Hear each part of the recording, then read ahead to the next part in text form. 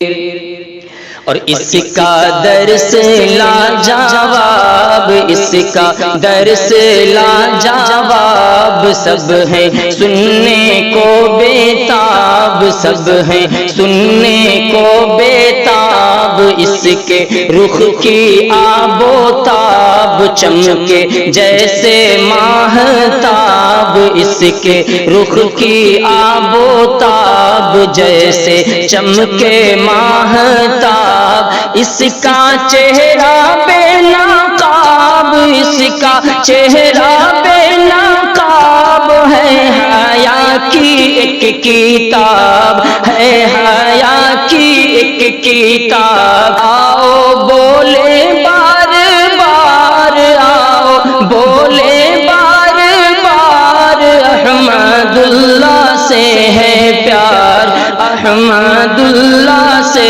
ہے پیار، ناز خرد و رش کے پیر، فخر رندے گوشاگیر، نام احمد ہے، بولے بار بار، آؤ بولے بار بار، احمد اللہ سے ہے پیار، احمد اللہ سے ہے پیار۔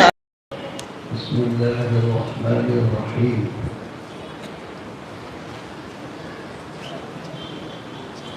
الحمد للہ رب العالمین، والصلاة والسلام على سید الانبیاء والمرسلین،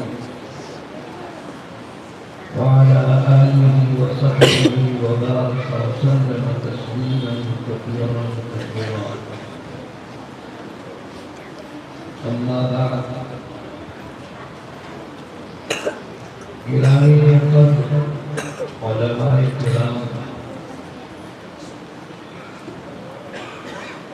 عزیز طلباء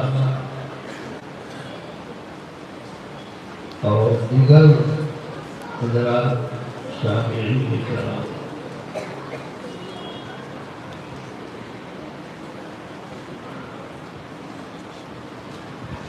آج کی یہ مجلس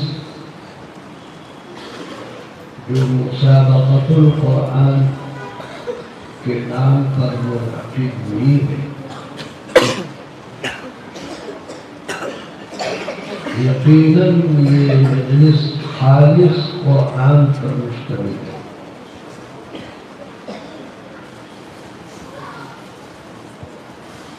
اور انتہائی بابرکت مجلس۔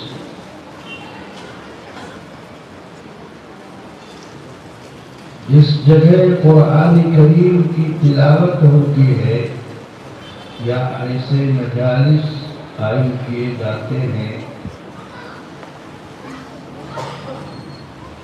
فرشتے ایک دوسرے کو خبر کرتے ہیں اور فرشتوں کے قرآن کریم کے سننے کا سلسلہ جاری ہو جاتا ہے۔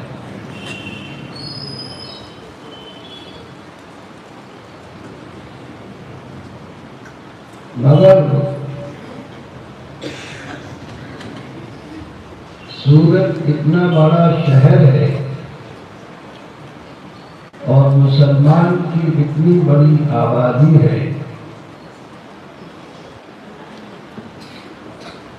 اتنی بڑی آبادی میں علماء کے علاوہ عوام کا وہ طبقہ جن کو قرآن کریم سننا چاہیے، ان سے یہ مجلس خالی نظر آتی ہے۔ علماء قرآن کریم کو پڑھتے ہیں، پڑھاتے ہیں، ان کا سلسلہ تو ہے ہی، لیکن عوام الناس کا طبقہ جو اپنے کاروبار میں لگا ہوا ہے،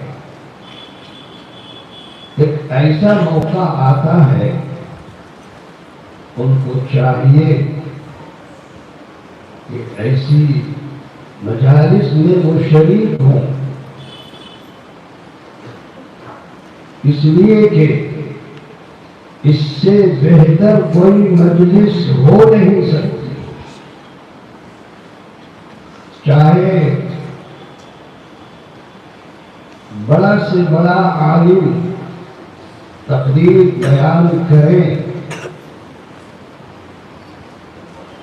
ان کی باتیں سنی جائیں، ٹھیک ہے، لیکن ایسی مجلس جو خالص قرآن مجید پر ہو، اور جہاں قرآن مجید ترتیل اور تجوید سے پڑھا جا رہا ہو، اس سے بہتر کوئی مجلس ہو نہیں سکتی۔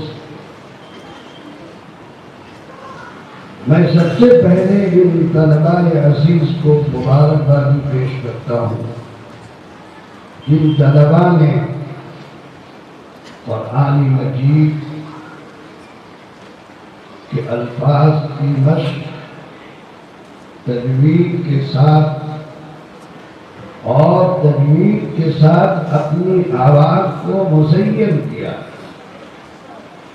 اور اپنی آواز کو تجوید کے ساتھ قرآن کے ساتھ جوڑ دیا۔ یہ بھی ہو سکتا تھا کہ یہ اپنی آواز کو گانوں میں لگا دیتے، یہ غزل خوانی میں لگ جاتے،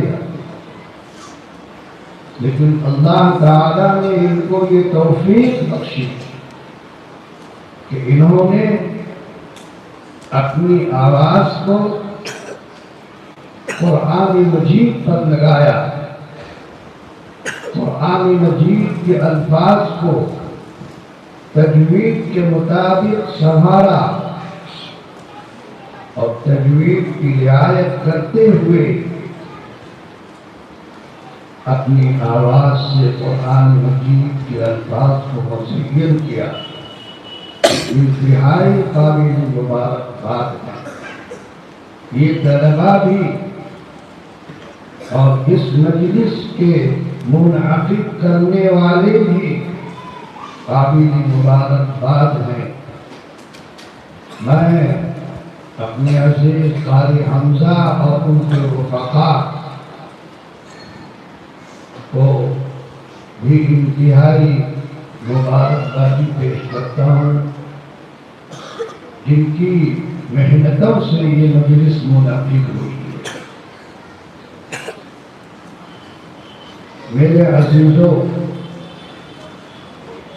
آپ پڑھتے ہوں گے اور پڑھیں گے کہ قرآن مجید اللہ کا کلام ہے، کسی انسان کا کلام نہیں ہے،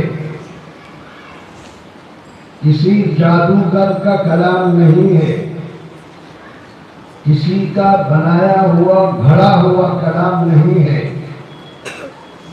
یہ خالص اللہ سبحانہ و تعالی کا کلام ہے۔ اس کلام کو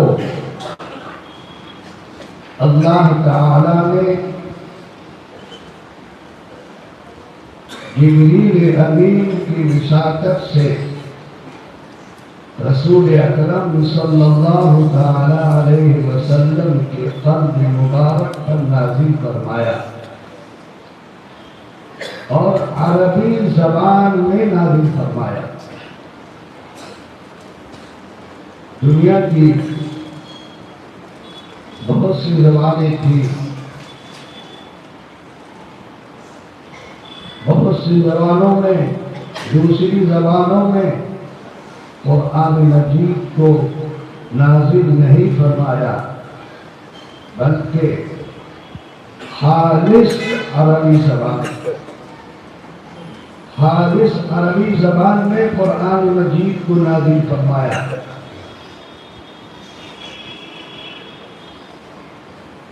اور عربی زبان میں بھی لغت قریش کے نازل فرمایا۔ تمام قبائل عرب میں جو عربی زبان بولی جاتی تھی، ان تمام زبانوں میں لغت قریش کو برتری حاصل تھی اور قبیلہ قریش دیگر تمام قبائل میں اشراف میں شمار ہوتے تھے۔ حضرت نبی کریم علیہ السلام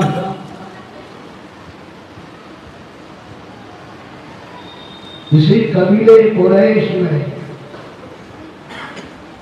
خاندان ہاشمی میں پیدا ہوئے اور جب 40 سال کی عمر آپ کی ہوئی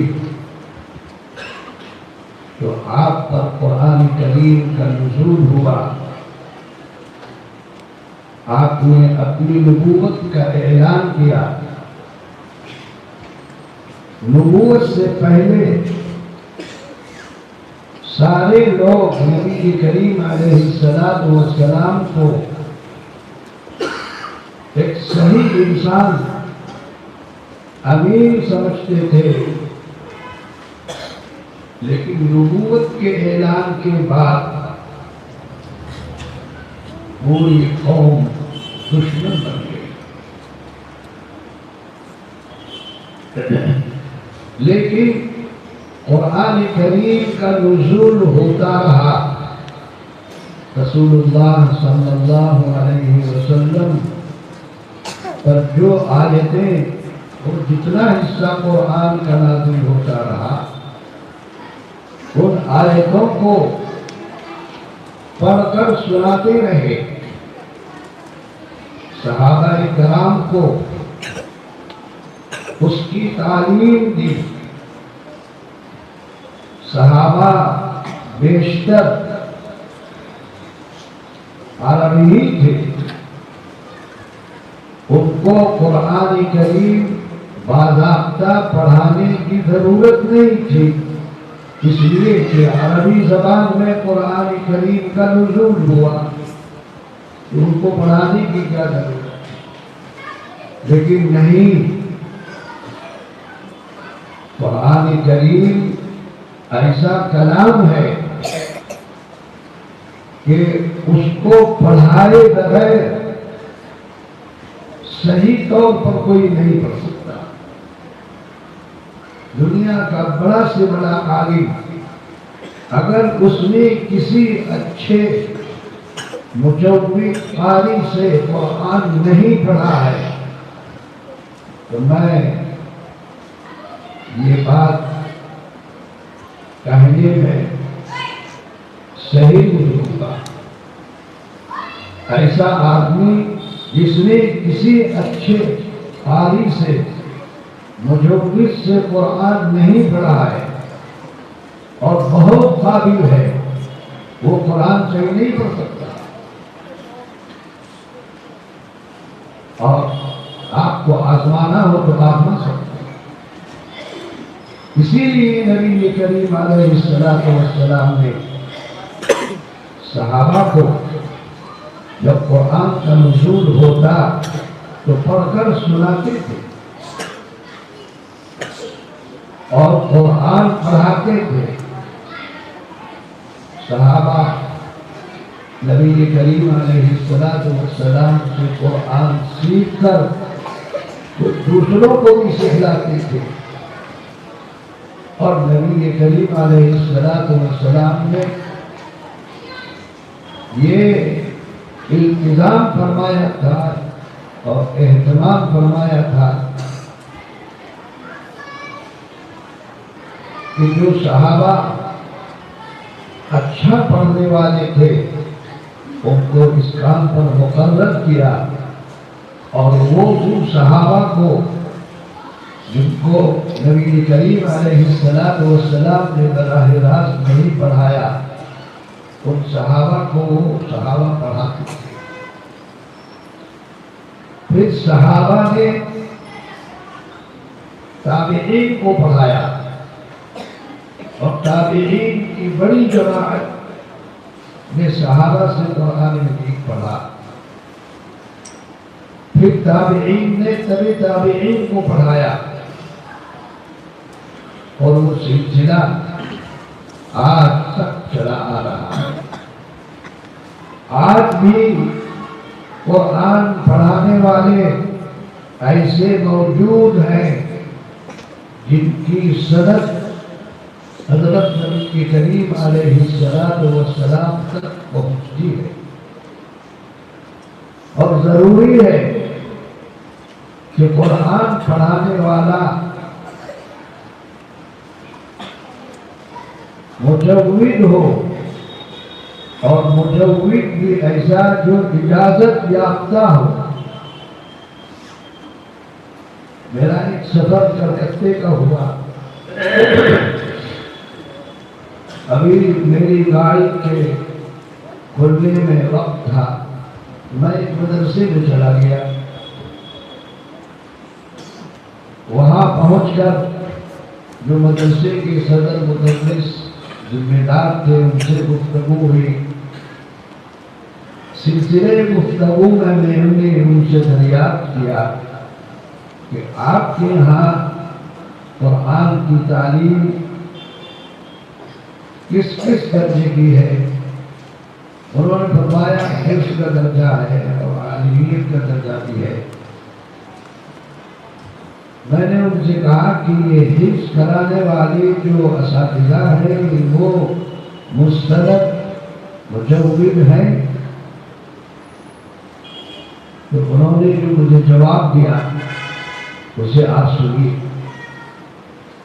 انہوں نے کہا کہ قرآن پڑھانے کے لیے مستند ہونا ضروری ہے، جبکہ وہ عالم ہے، دارالعلوم دیوبند کے قاضی ہیں، وہ کہتے ہیں کہ قرآن پڑھانے کے لیے مستند ہونا ضروری ہے۔ میں نے ان سے پوچھا کہ آپ کے یہاں اگر کوئی شخص حدیث پڑھانے کے لیے آ جائے جبکہ وہ مستند نہ ہو تو کیا ان کے پاس کوئی حدیث پڑھنے کے لیے جائے گا؟ انہوں نے کہا کہ نہیں جائے گا۔ تو میں نے یہ کہا کہ قرآن حدیث پڑھانے کے لیے سند ضروری ہے اور قرآن پڑھانے کے لیے سند ضروری نہیں۔ قرآن کا مقام اونچا ہے یا حدیث کا مقام اونچا ہے؟ انہوں نے کہا قرآن کا مقام اونچا ہے۔ تو میں نے ان سے کہا کہ حدیث کے لیے سند ضروری ہے اور قرآن کے لیے سند ضروری نہیں، جو چاہے وہ پڑھائے اور جیسے چاہے ویسے پڑھائے۔ یہ کسی انسان کا نجی کلام ہے، یہ اللہ تعالی کا کلام ہے، اور اللہ تعالی نے اس کو عربی زبان میں نازل فرمایا۔ قرآن مجید میں فرمایا گیا وَإِنَّهُ لَتَنزِيلُ رَبِّ الْعَالَمِينَ نزل به الروح الأمين على قلبك لتكون من المنذرين بلسان عربي مبين۔ اس طرح قرآن مجید نازل ہوا، اور حضرت نبی کریم علیہ السلام نے اللہ کے اس کلام کو ویسے ہی پڑھایا جیسا آپ پر نازل ہوا، اور وہ سلسلہ آج تک ہے۔ اس امت کی خصوصیت ہے کہ قرآن کی ہر چیز کی حفاظت کی ہے، اس کی ادا کی حفاظت کی ہے، اس کے رسم الخط کی حفاظت کی ہے، اس سے متعلق جو قواعد ہیں اس کی حفاظت کی ہے، ہر چیز کی حفاظت کی، اور کسی زبان کی یہ خصوصیت نہیں ہے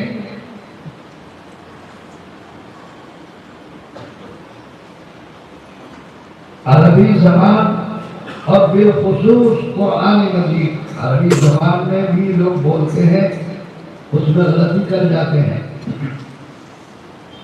لیکن قرآن مجید میں اگر کوئی غلطی کرے تو چھوٹا سا بچہ بھی اس کو ٹوک دے گا۔ اس کو حق ہے کہ قرآن مجید غلط سنے، اس کو فوراً ٹوک دیا جائے گا۔ آپ کے یہاں اس مسجد میں تراویح ہوتی ہوگی، امام صاحب حافظ صاحب تراویح پڑھاتے ہوں گے، کبھی وہ اگر بھول جائے تو چھوٹا سا بچہ اگر پیچھے ہے تو وہ ٹوک دے گا، آپ اسے روک نہیں سکتے۔ اس کو حق ہے کہ قرآن مجید کو کوئی غلط پڑھے اور وہ سن کر رہ جائے، یہ نہیں ہو سکتا۔ تو قرآن مجید کو اللہ تعالیٰ نے نبی کریم علیہ السلام پر جس طرح نازل فرمایا، اسی طرح آپ نے صحابہ کو سکھلایا، صحابہ نے تابعین کو سکھلایا، تابعین نے تبع تابعین کو سکھلایا، اور وہ سلسلہ چلتا رہا، اور سلسلہ چلتے چلاتے آپ کی اس مسجد میں بھی پہنچا۔ یہ وہی سلسلہ ہے جو سلسلہ صحابہ سے چلا ہے، وہی سلسلہ ہے یہاں۔ پڑھانے والے استاد کو بتانا پڑے گا کہ آپ نے کہاں پڑھا، کس سے پڑھا، پھر یہ بھی بتانا پڑے گا کہ آپ کے استاد نے کن سے پڑھا اور استاد کے استاد نے کن سے پڑھا۔ یہ سلسلہ جوڑنا پڑے گا،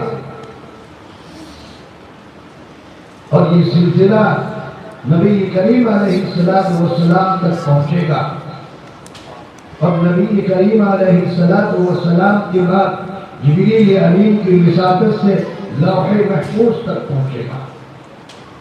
اس قرآن پڑھانے والے کا تعلق براہ راست رب العالمین سے ہوتا ہے۔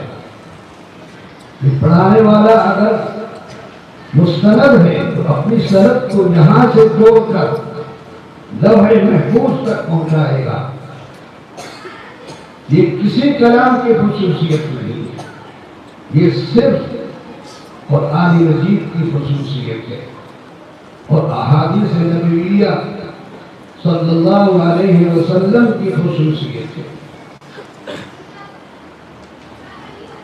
سند کے اعتبار سے حدیث میں بہت سی قسمیں ہیں،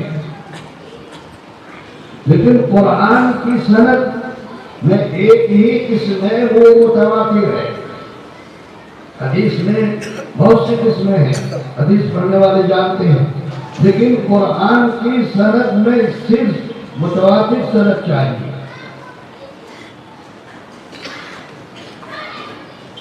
اس لیے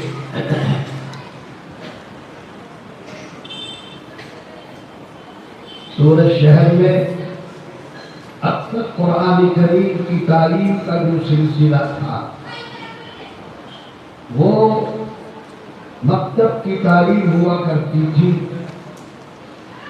اور مکتب کی تعلیم میں پڑھانے والے جو استاد ہوتے تھے وہ نہ جانے کس زمانے سے ہوتے تھے، اور وہ اپنی جگہ کو چھوڑنے کے لیے تیار نہیں۔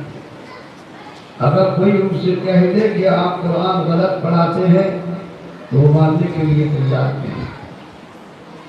لیکن آج الحمدللہ یہ فضا بن رہی ہے، یہ مدارس اسلامیہ کی برکت ہے کہ مدارس میں قرآن کریم کو اس طرح سند کے ساتھ، تجوید کے ساتھ پڑھانے کا اہتمام کیا جاتا ہے۔ اور اب الحمدللہ خدا ان مساجد میں آ کر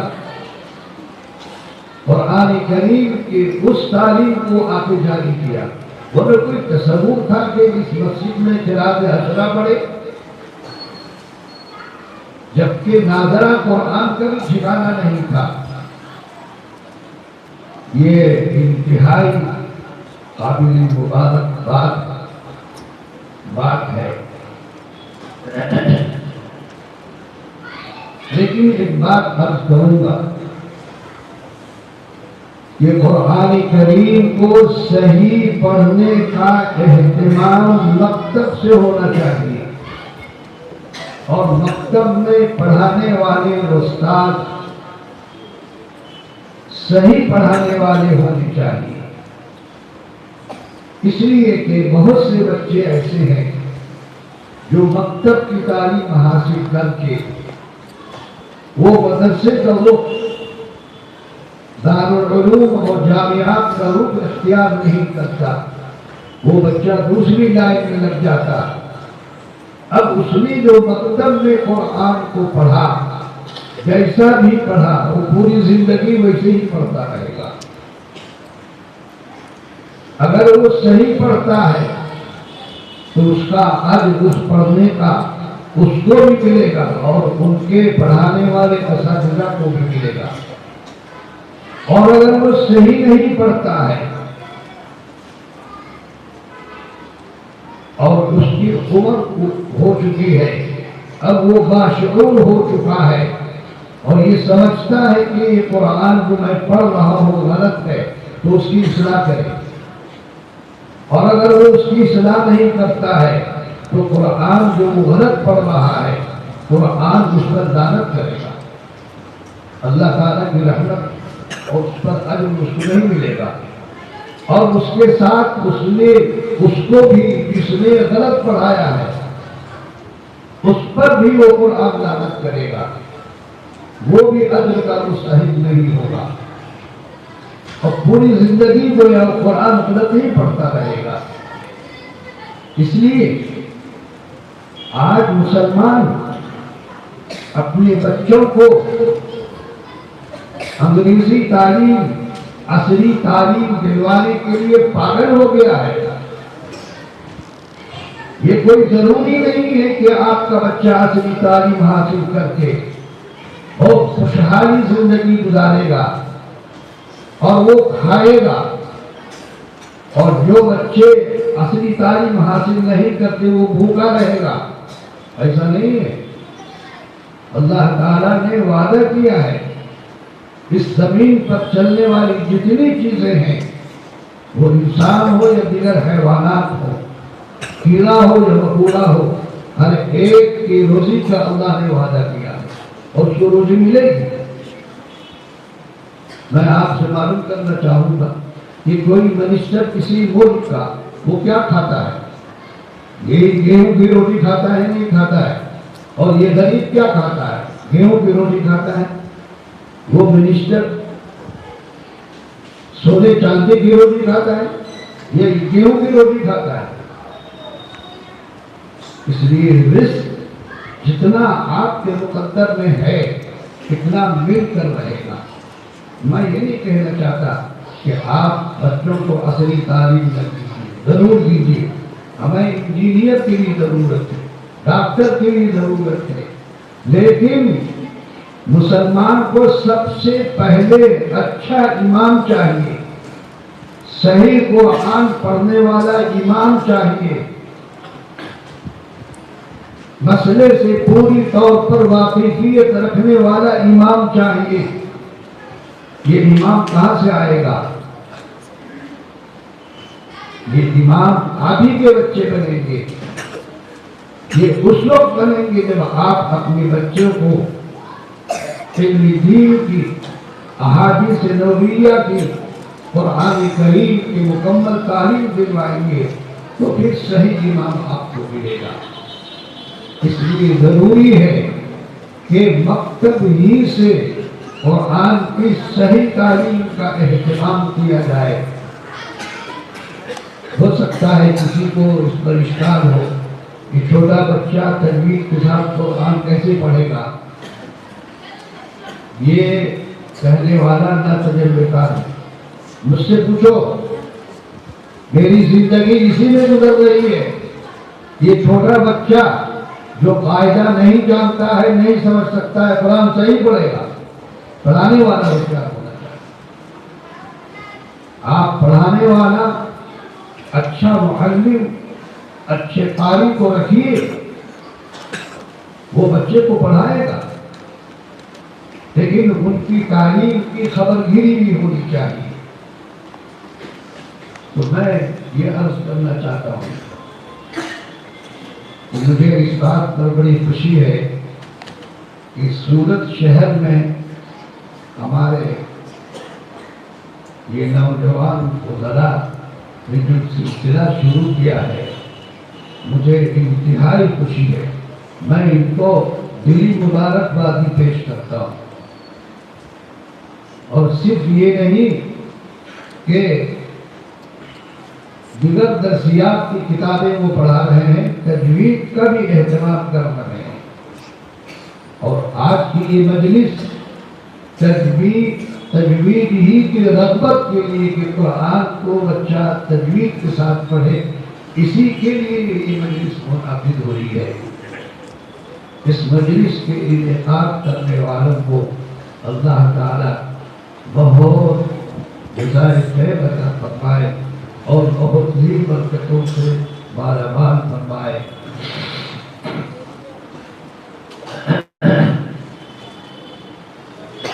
بچوں نے روایت کو اختلاف کے ساتھ پڑھا اور روایت کا اعلان کیا, یعنی بچوں میں یہ شعور پیدا ہوا. یہ شعور کیسے پیدا ہوا؟ آپ نے ایسا استاد رکھا. آج سے پہلے اس مسجد میں پڑھانے والا کیا اس نوعیت سے پڑھا رہا تھا؟ نہیں پڑھا رہا.